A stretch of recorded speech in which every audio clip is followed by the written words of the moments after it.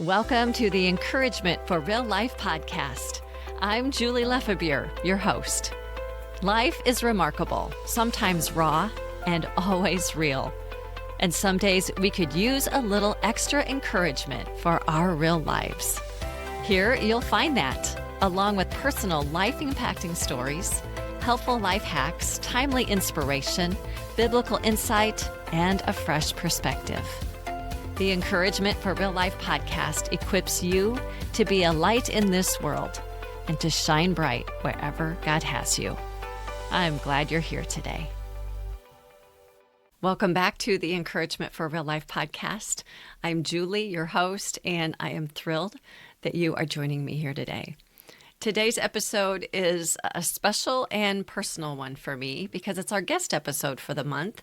Every last Tuesday of the month, someone joins me here on the podcast. And last year and this year, I'm inviting people who have greatly impacted my life. And so in this episode, I'm sitting down with my oldest brother, Marty Gorkow, and I've known him all my life. He is a little bit older than me. And so, from day one, I've known Marty, and he has had a big impact on my life in many wonderful ways. And, I'll just say this right up front, that he is one of the people who, he doesn't need a spotlight to be impactful. He is steady, he's kind, he has worked hard all of his life. And I've watched him in some of the hardest, most difficult seasons of life that he's faced. He has still showed up and still continued to be just a person who is one that you could rely on. And those hard seasons, they haven't made him bitter. But as he even says in our conversation, that they've made him better. And so today we are talking about lots of different things here, about life, about family, about the things he's learned, and how his faith in God has shaped him and his life, and what it looks like to keep going when life hasn't always been easy. So I am so thankful that he sat down with me, and I believe you're going to find some hope and encouragement for your real life today. So thanks for being here. Let's get into this episode.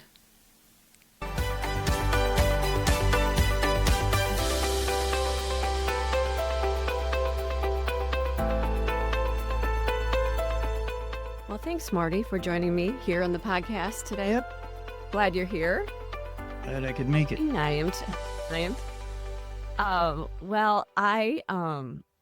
I have known you all my life, and all last year and this year, I'm inviting people on the podcast to be my guests who have greatly impacted my life. And I wasn't first. It's not in order. It's not in order.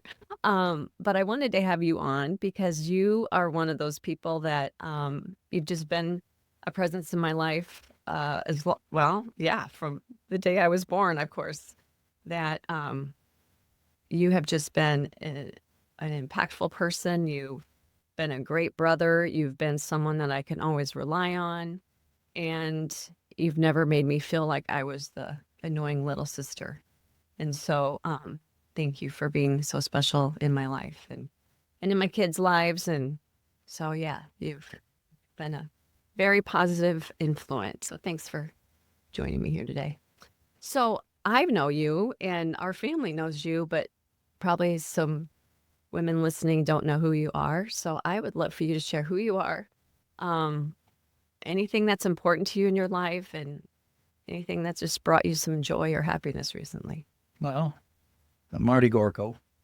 And just so all you women know, I'm married, because my middle daughter will think people are hitting on me when we had an experience like that a while back. Oh, really? She thought that was what was happening. It wasn't at all. That's funny. Yep. And all I was trying to do was pay a compliment to a person that was working where we were at, and that was the owner. And I figure that people hear enough complaints, they need to hear something. Yeah. So then Megan thought that that lady's hitting on you. And I said, no, she's That's funny. Yeah. So yeah, you're married, and got 3 daughters and a lovely wife. And how many years have you been married? this August will be 28. Wow. Yeah. Yep. 3 great daughters, and yeah. Wonderful. What's most important to you in your life? Family, I suppose. Yeah. God, Yeah. more and more. Realize that as you get older, I think. Yeah. I think you're right. Anything that's brought you some joy recently? Or happiness, or? Well, Christmas time, everybody's always together. So that's one thing that hasn't been too far back. So, Yeah. yep. Yeah. Yeah. Time's flying, though.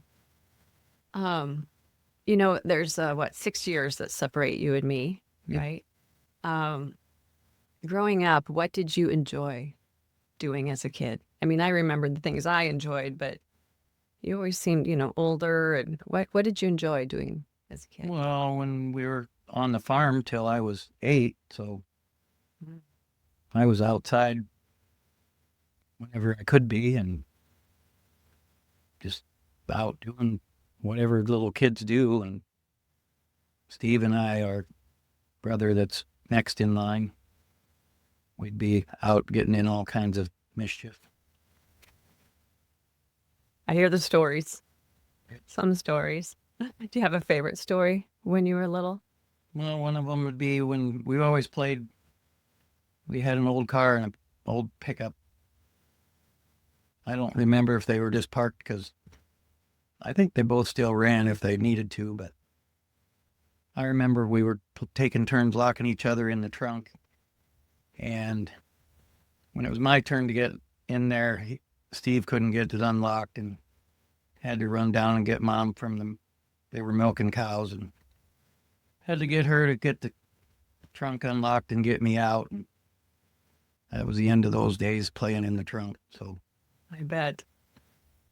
I've heard you and Steve talk about that before, and that's kind of funny. yeah, Yeah. Probably not at the time, though. But good memories. But one thing I think that's really special in our family is that, Mom and Dad tried for years, 11 years, to have children, and they did not succeed. And so they adopted you, and not long after that, here come 3 more kids after that. So I've always said that God had a plan from the very beginning that you were supposed to be a part of our family, and that Mom and Dad I can only imagine the joy that they had that day bringing you home, and little did they know that they would have, a family after you. But I firmly believe that when God brought you into our family, then that's the way it was supposed to be, His plan, and then more children came later. But do you ever have you think about that? well, just the stories that Mom and Dad said that when they went up to Catholic Charities in Waterloo, that they brought me out and set me in Dad's arms, and I smiled, and he said, well, that's our boy. And I said, don't you want to, we bring out, just like they were getting a used car or something, we can have you look at another one. Nope. They were happy with me, so Yeah. I think that's pretty then special. here I ended up. Yeah. Yeah. I think it's pretty special. And, and even though I knew as a kid that you were adopted, I mean, it never ever felt like you were not my brother. Like you were always been my brother. And I still feel that way. I can't imagine our family without you. So, yeah. So I'm So- glad. I'm grateful to God that you are my Well, brother. then Mom explained it before I even went to kindergarten that I was brought in, basically, whether I understood what adopted actually was, but being from a small town, a lot of the other families for sure knew, and kids may have, especially ones that were close by, all of a sudden there was no little baby, and then there was. Yeah. And not so little. So Yeah. yeah, I was glad that it was explained to me. Mm-hmm. Yeah, I think Mom and I Dad. didn't have to hear about it from somebody else. Yeah. I think they handled that really well, Mom and Dad. Yeah. So, yeah, I'm grateful to God that you're my brother. And I tell you that every time your anniversary of your adoption rolls around, which was just this month. Yep. Yeah. Do you have a favorite memory of Mom or Dad or both of them? Oh, I can remember just different things. Dad always liked to have candy at night. Chocolate stars, I remember. And I can remember one time we were actually gonna get some candy before bed or something, and Dad had already taken out his false teeth, so he couldn't have any, and he wasn't happy. He said, "I already took my teeth out." So Mom always getting scared when we were going boating. She'd just, if we hit a wave, she'd think that we were all gonna fall out of the boat. I don't. It's just one of those things you remember. It's not necessarily a fun thing, but it's one of them things that I remember. Mom made sure we all knew how to swim She did. because she was scared of the water. Yeah. And she always, when we were on the farm, she'd make us go to the early swimming lessons, and cold. It was always cold. And when we finally got her convinced to let us go to the later sessions, Steve and I both went from, we always had to start over every year because we never made it very far. And then when we got to go to the warmer time of day, we both got up to at least junior life saving. So yeah, that's one of those things. Yeah. Yeah, that was always important to Mom, that we knew how to swim. Forgot about that. I don't remember where Mom and Dad went, but they took you and Pat with them. And Steve and I stayed home because our neighbors were going to just keep an eye on us. It wasn't for very long, maybe overnight or 2 nights. But we decided, we talked her into taking us over to the swimming pool in Mount Vernon, and then it was turned cloudy and cold, and we decided we'll just walk. We'll walk back from Mount Vernon back to Lisbon. Oh my goodness. I don't remember if it got to be the time she was going to come and pick us up anyway, but she met us on the road, and boy, did we get chewed out. Oh boy. How old would you have been? I don't know, 10 and 8 maybe. Wow. Somewhere in that range. That's a jaunt from Well, it's Mount Vernon to Lisbon. For a little kid. Well, yeah. We didn't think anything of it. Yeah. For whatever reason, that was... You sure as heck wouldn't do that now. Yeah, that's right. Oh, yeah, you've had some memories that, I just wasn't a part of because you and Steve were, together for many years before we came along, but...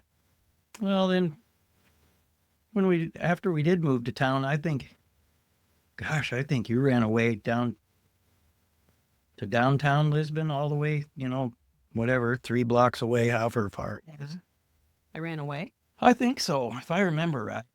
You took your tricycle, because Steve and I used to we'd go get groceries for Mom, the gallon of milk and something else we could carry, and I think you decided once you were going to just go. Huh. I don't, that one's a little fuzzy. Yeah? There's something about it that Steve and I were together, I might be able to, we could piece it back together, but. Wow. I had to have been really young, like 5.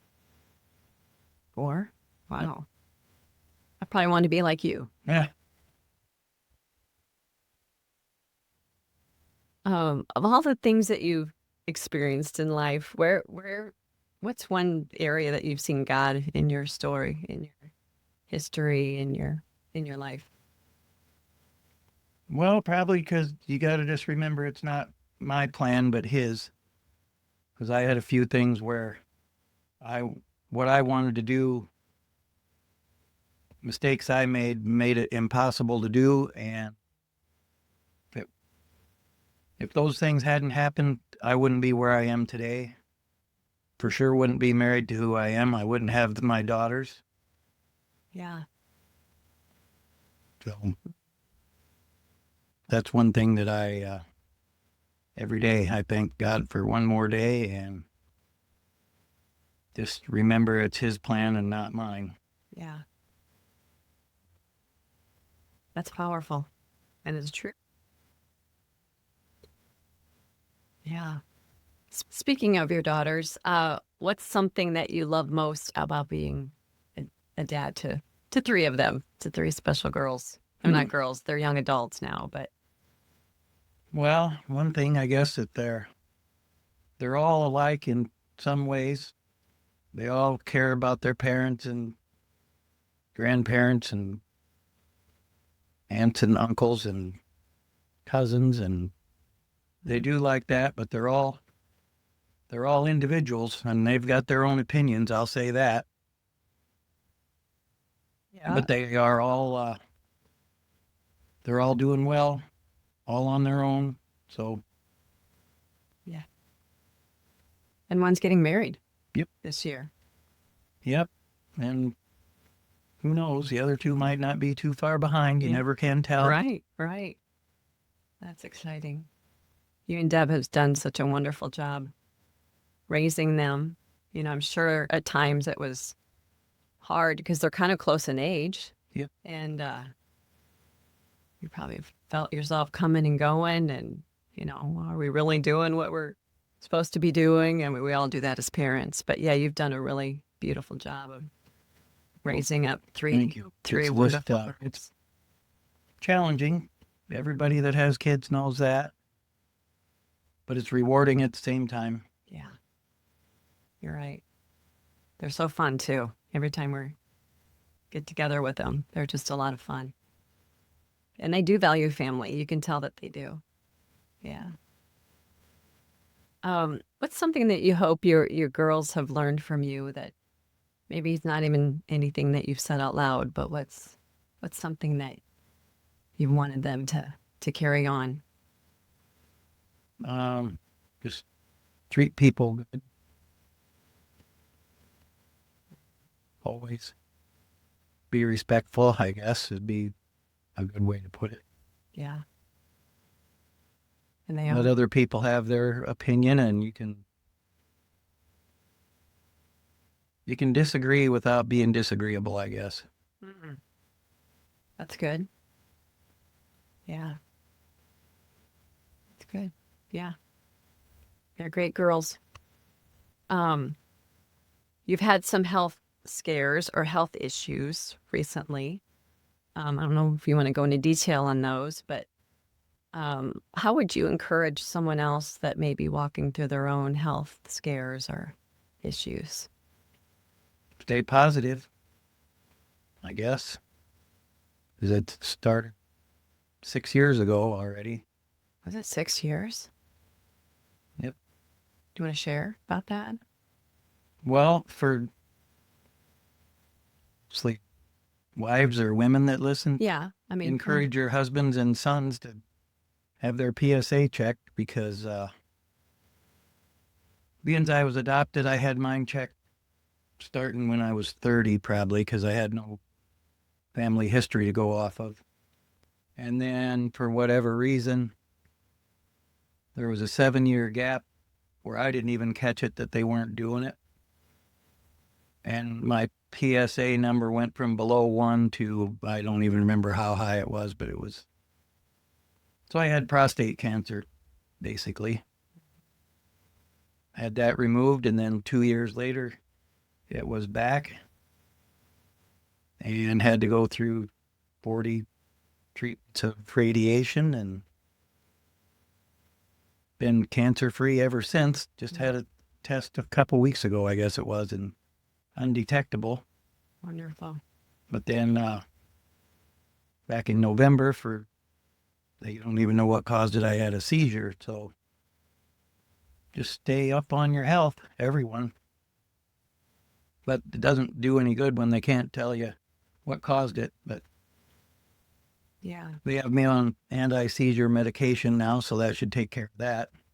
Yeah. Yeah. And so you've not been able to drive No, since November. can't drive for 6 months. You got to go 6 months seizure free, and then you're okay again.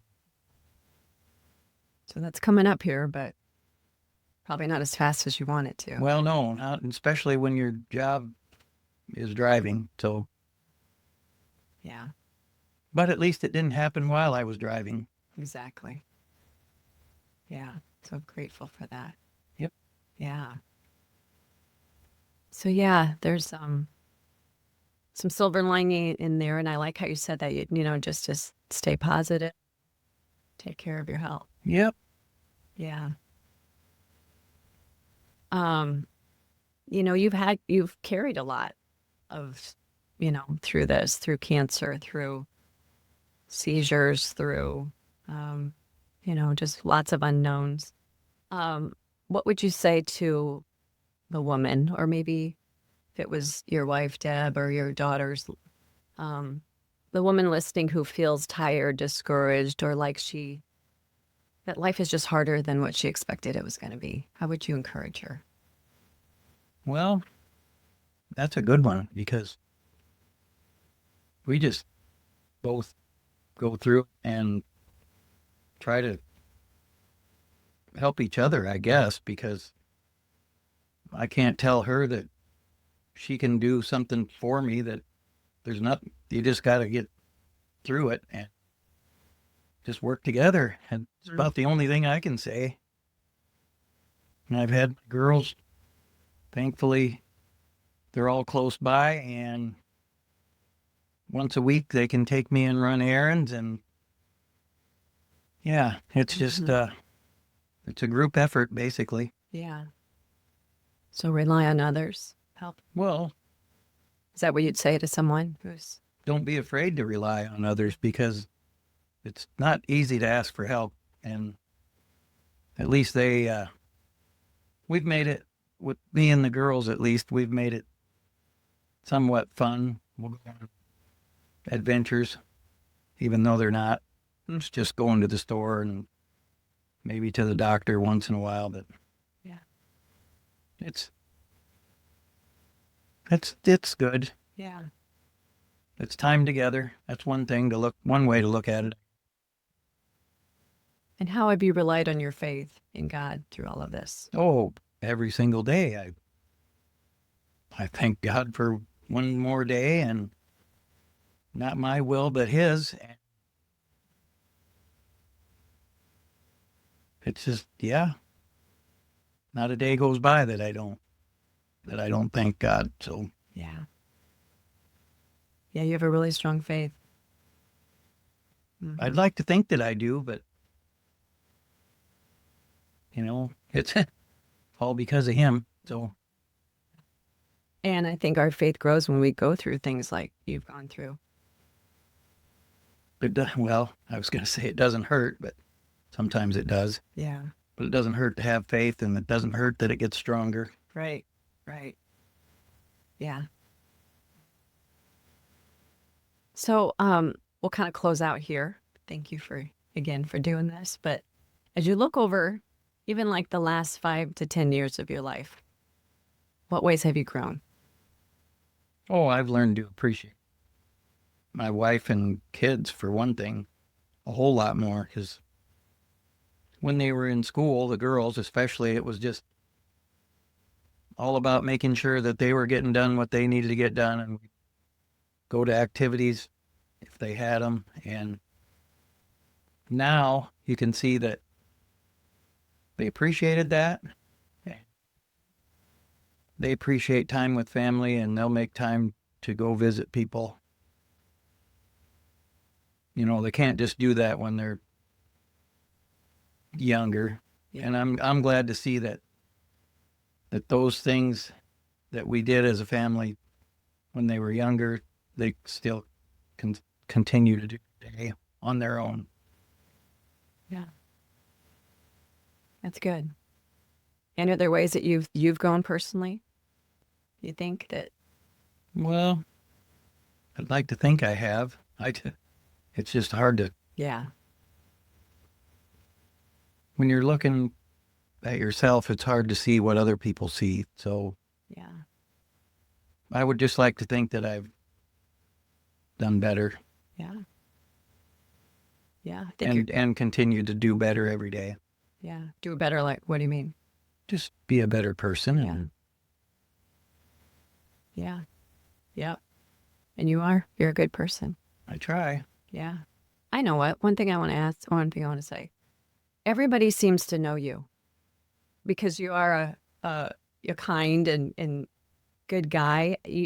There's a lot, you know, a lot of people. And so when I go someplace, it's never fails. Someone will always say, oh, or, you know, if I don't know someone, to introduce myself and, oh, are you Marty's sister? Yeah. So because you are so kind and, you know, good, you're a good guy, you naturally, I think, draw people to you because of that. So, Well, every job I've ever had is dealing with people. And you try to treat people like you want to be treated. So whether it was helping Dad at the garage, you know, we were young yeah, and learned how to deal with customers, even though we weren't directly, but we learned. And a lot of that came from Dad. See how he dealt with people. And then I worked at a grain elevator for several years, and you deal with all kinds of people then. Always. Every single person that comes in, you deal with. And then working at a job in Cedar Rapids, I worked with the public for almost 30 years. Now with my current job, I deal with somebody at almost every place I go. Yeah. So I think it helps if you're not afraid to talk to people, and if you treat them good, they'll remember who you are, and not afraid to say that you're my sister or brother, or I know your sister or brother. And yeah, yeah. I think that's important. And it's good to teach our kids that too. Yeah. Grandkids. Yeah. Well, thank you for this. You're This welcome. has been fun. And again, yeah, I appreciate you. And thank you for being such a important part of my life. Thank you. All right. See you next time. This has been such a meaningful conversation for me, and I hope that it encouraged your heart in many real ways too. That this episode and some of Marty's words really just impacted your own life today and in your own circumstances. And if you've been carrying a lot, if your life has been maybe a little heavy lately, if life hasn't gone the way you thought it would, I just pray that this episode reminded you that you can keep going. With God's help, He is with you, and His will is better than our will, right? And I want to encourage you to keep growing, to keep not settling. And these things that maybe you've been carrying or that have been really heavy, they're not disqualifying you, but God is using them for good. And to my brother Marty, thank you. Thank you for being the steady, kind one who shows up, for being willing to share your heart today, and for being the kind man who has always made the people around you feel welcomed and encouraged and loved. So if this episode, friend, encouraged you, I'd love for you to share it with a friend. Maybe share it on social media that you know what someone else could maybe benefit from Marty's words as well. And make sure that you're subscribed so you never miss an episode. And next week, we are starting something brand new, a new series with a new month. And it's a little more lighthearted. It's going to be a lot of fun. Next Tuesday kicks off my top 10 series. And in that, we're going to look at various things that impact our lives and a top 10 list for each one. And I can't wait. It's going to be practical. It's going to be encouraging. And it's going to feel like a breath of fresh air. So come back next week, and I can't wait to see you then. God bless you. Thank you so much for joining me here today. You can find more at julielefebure.com. And until next time, stay encouraged.